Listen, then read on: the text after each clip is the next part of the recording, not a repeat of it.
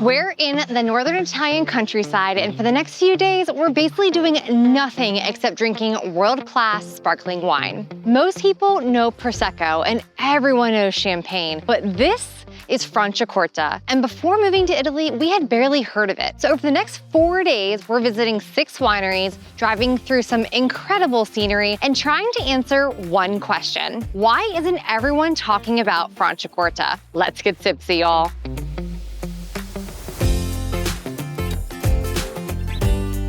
All right, we just made it up here from Bologna, which was about a 2.5-hour drive. And if you are new around here, Italy is actually where we live. And this is, if you can believe it, our 8th dedicated wine region trip in Italy. And there are probably another 5 or so regions mixed into other travel videos. And Franciacorta has actually been on our list for a long time because we kept hearing whispers about it from people who really know Italian wine. Because we know enough to know that there's a lot that we do not know, and Franciacorta definitely falls into that category. So let's go figure out why everyone who knows Italian wine seems to love this place. So the weather is less than ideal, but that means that it is a great day to go get a drink.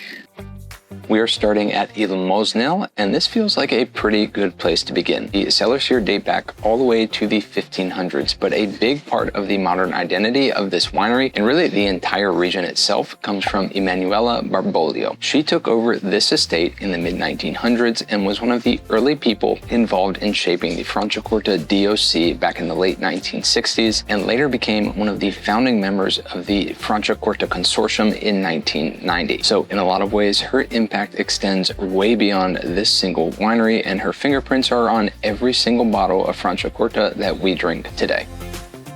Okay, so we are kicking things off here with the taste and go. So it's going to be 3 glasses of their Franciacortas, and we get to pick which 3 glasses we get. So we have a list of 7 that we are going to be picking from, and we're going to do the first 2 Franciacortas here. One of them is a brut, and the other one is a natural brut. It's like organic, and we're going to do a side-by-side tasting and see if we can spot the differences. But before we go any further, let's answer the obvious question. What exactly is Franciacorta? And the easiest way to think about it is this. It's Italy's premier traditional method sparkling wine. Now, if you heard that and thought, oh, so it's just Italian champagne, well, not exactly. Yes, it uses the same production method, meaning the bubbles are created through a second fermentation inside the bottle, and then the wine spends time aging on the lees, which are the dead yeast cells to build that texture and complexity. You'll hear champagne mentioned anytime people talk about Franciacorta, and that comparison does make sense because they share that same production method. But once you get beyond that, they start to go in different directions. There are different grapes, different climates, different soils, and a different personality entirely. So the first one was delightful. The perlage, which is the little bubbles at the bottom. Franciacorta has really tight bubbles. I feel like Prosecco has bigger bubbles. Maybe it's just in my head, but anyway. Second one, tastes the same. I got brut wine. But this one's organic, so it means it's healthy for you, right? Sure. We'll go with that. One other thing that stood out to us while planning this trip is how committed this region is to sustainability, including all of Mosnel's 41 hectares. More than 60% of Franciacorta vineyards are organically farmed, which is among the highest percentages of any wine region in the entire world.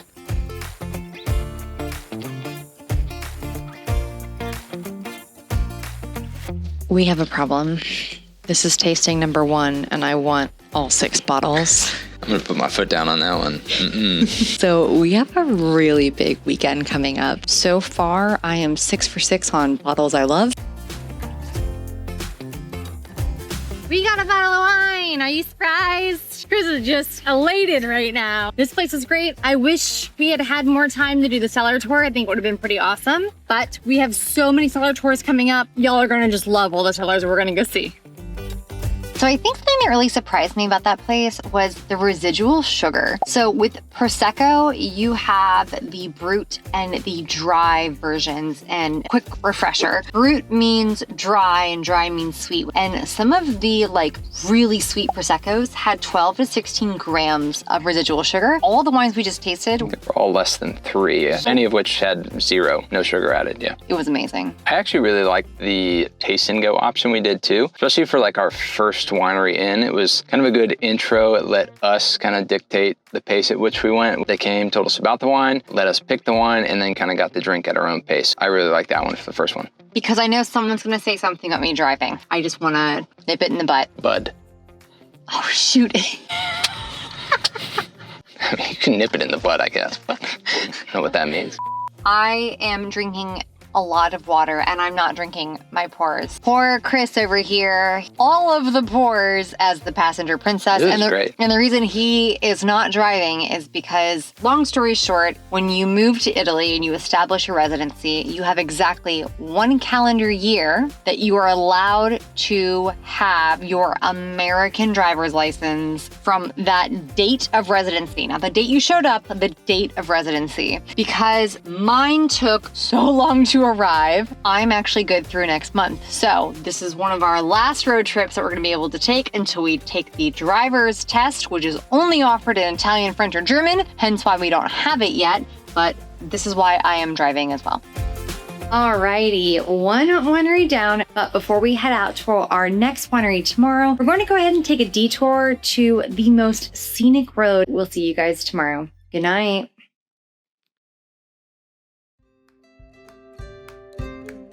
Good afternoon. We got a couple of hours of work done earlier today, but before our wine tasting a little bit later tonight, we are going out on a scenic drive. This is Lake Iseo, and while it's absolutely beautiful just as a lake, it's also a huge reason that Franciacorta became a wine region in the first place. The lake helps regulate temperatures throughout the year, while the surrounding mountains help protect the area from some of the harsh weather coming from the north. And the result is this unique little pocket of northern Italy that's almost tailor-made for growing grapes. We are driving up the western shore of the lake today, and the drive itself is just under 30 kilometers one way and might be about 45 minutes straight through, but please don't just drive straight through, because even if you aren't doing a wine trip, this drive alone would still be worth your time. Also, along the way, you can catch a ferry over to Monte Isola, which is the largest lake island in all of Europe, which sits right in the middle of Lake Iseo and is almost entirely car-free. As for the road and the views, simply stunning. You've got the cliff face on one side and the lake is right there on the other, and the road is super narrow, and every once in a while those tunnels just punch through the rock and the lake just appears out of nowhere. Okay, so now we've made it to the top of the lake, to the town of Lombardy, which has been recognized as one of the most beautiful villages in Italy. There's a theme, we keep ending up at these places. And standing up here on the lakeside promenade with the mountains and the lake on either side, that's pretty easy to understand why it's called that.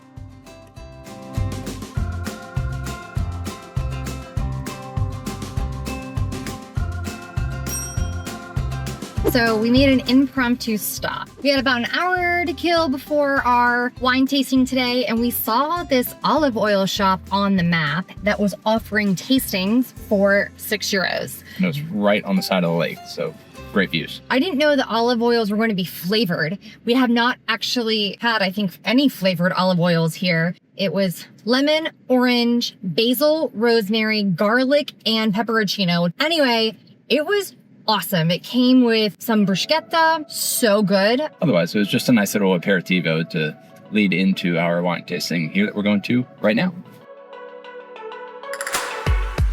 Solid start when you're parking right next to vines. Our next stop is Il Dosso, and compared to yesterday's winery, this one is relatively young. It was founded in 1997 by Luca Archetti to fulfill his father's dream while continuing a family tradition that goes back 5 generations. And what stands out here is that Luca likes to do things a little differently. Even though he's in one of the most famous sparkling wine regions, he still dedicates a lot of attention to red wines and older grape varieties that many producers have moved away from. But he still does the tried and true Franciacorta as well. And this is probably a good time to tackle another Franciacorta question, because we're starting to see all kinds of different terms on these bottles as we go through our tastings. So there are 3 main styles that you're going to come across: Franciacorta, Satin, and Rosé. If you see a bottle that simply says Franciacorta, that's kind of the classic everyday wine of the region and the one that you're going to see the most. Satin, however, is unique to this area and one of the signatures of the region. It's made only with white grapes and bottled at a lower pressure, which gives it a much softer and creamier texture, hence that satin name. And then Rosé, as you'd expect, incorporates a red grape, the Pinot Nero grape, for a bit more structure. You might also see words like Brut and Pas d'Oser. Those are not separate styles, but they just refer to how much residual sugar is left in the wine. Without turning this into a wine TED Talk though, just know that there are more levels of this sugar scale. Also, know that Brut is probably the most common and sits roughly in the middle of that sugar scale, whereas Pas d'Oser has 0 added sugar, like none at all, and that's actually one of Luca's specialties here at Il Dosso. And I think that's what's been really interesting so far, only 2 wineries in, is how it feels like each winery has its own interpretation of what Franciacorta can really be. While we may not have tried all of it on our structured tastings per se, I feel like there's been a lot more variety here than I think we initially expected. That was great. It was a great tasting, yeah. That was awesome. And we love that it was family owned. So it's father and 2 children that are here. Yeah. And they're very, very small. They told us they're only producing around 50,000 bottles a year. I always like these smaller kind of family-owned type places. You feel like you connect with people more, like just really, really neat and good wine to boot. To boot. To boot. We ended up getting bottle number 2. So the bottle we ended up purchasing was Zero, which is Italian for zero, because there was 0 sugar in the wine. And the thing about it is a lot of the times the sugar can hide potentially the imperfections within the wine. So the lower the sugar, sometimes the more flavor you actually get from the wine. And I think that's why we gravitate to those types of wines that have less sugar. Yeah. You just get more, I don't know, wine feel. I don't know how to explain that, right? Yeah, no, that's a good way to put it. We have 4 more wineries to go. So we'll see how many more bottles we get. We're gonna go 6 for 6. I hope not.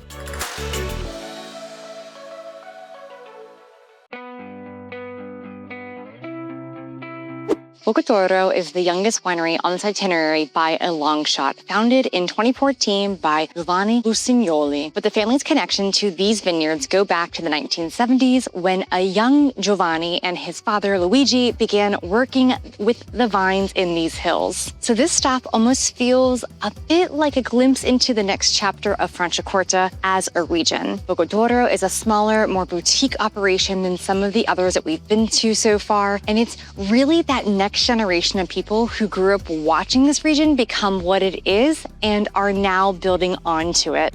And the panoramic views out here are kind of ridiculous.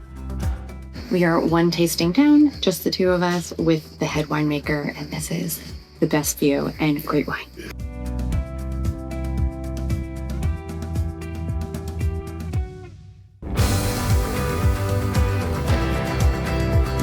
What is Chris carrying? Bottle number 3. That is exactly what he is carrying, and he's super excited about it. Another great tasting, yeah. And the views, stunning. I mean, this place is pretty incredible. We even asked, we're like, how many weddings you do here? He's a lot. We're already married, so too bad. Vow renewal. Yeah, I guess that could be. Just celebrated the 10th, though, so we got a long way to the next one. I hear the 11th is a lucky one to do vow renewals with. Okay. We did the 3 glasses. We did a Brut, a Satin, and then we did a Zero, which is 0 sugar wine. It was really good. We're gonna go find lunch, whether that's at home or out somewhere, and then we have another tasting this afternoon, so we will see you then. I wanted a burger. Now we're getting a burger.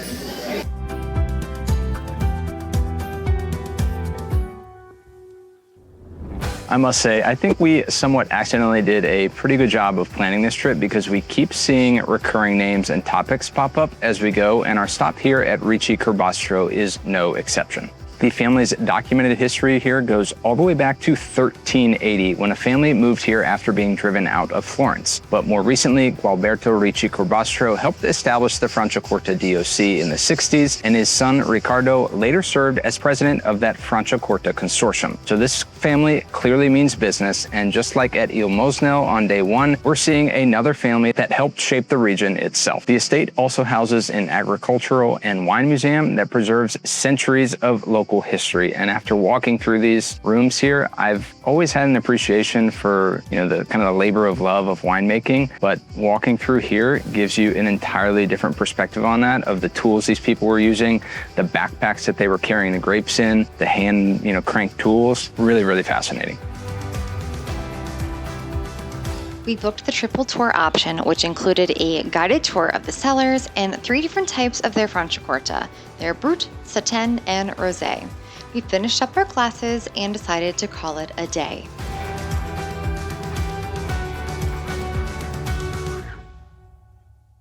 Well, good morning from day 4 here in Franciacorta. So far, we've covered some of the basics, like we generally know how Franciacorta is made, we've seen how important the landscape is, and now we're heading into arguably one of the most important wineries in the region, because this is where modern Franciacorta began. Back in 1958, a young winemaker named Franco Ziliani walked into Guido Berlucchi's estate with an idea and a very simple question. What if we made sparkling wine the way the French do, using the traditional method?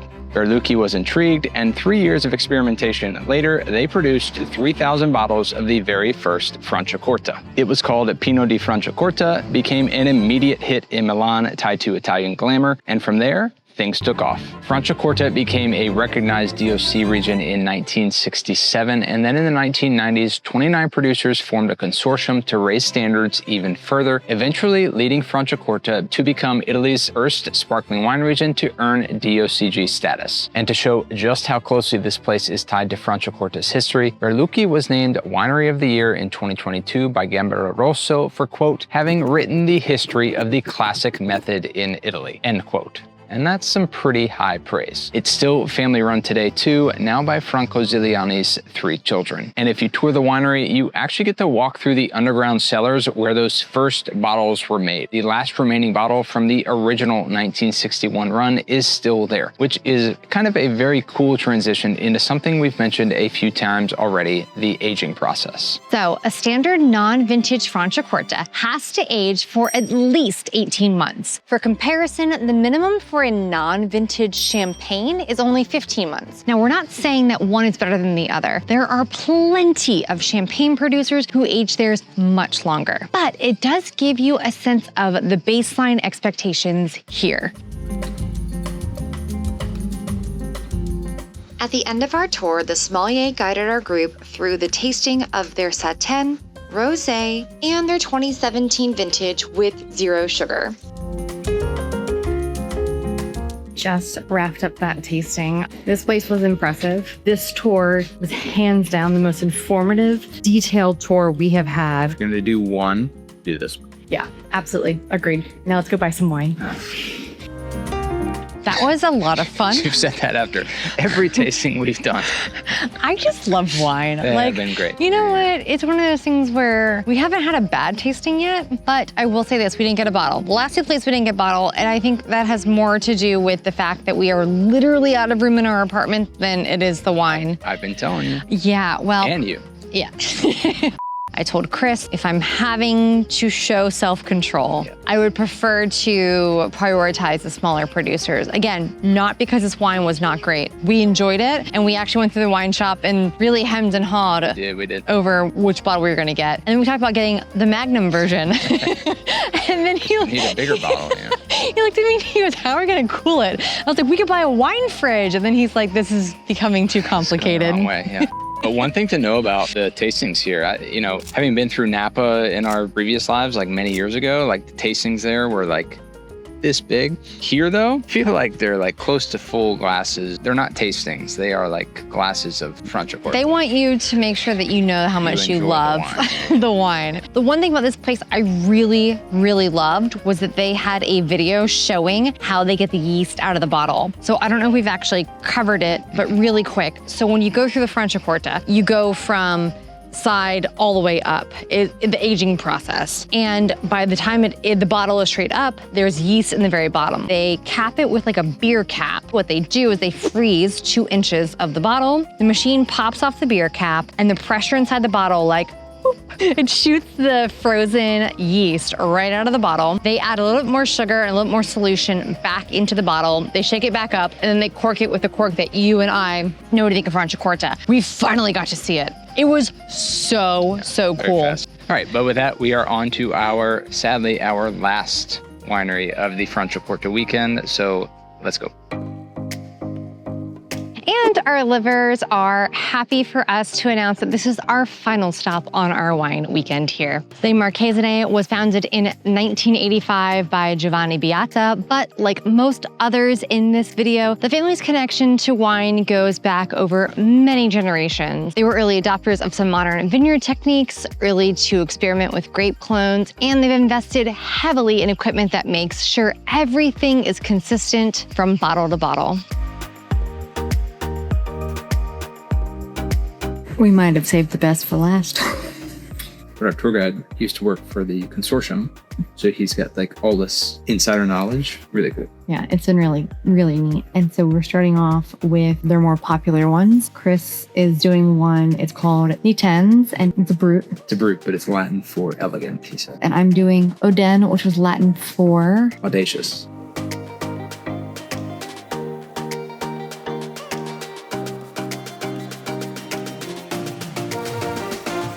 Just leaving our last winery, and guess what?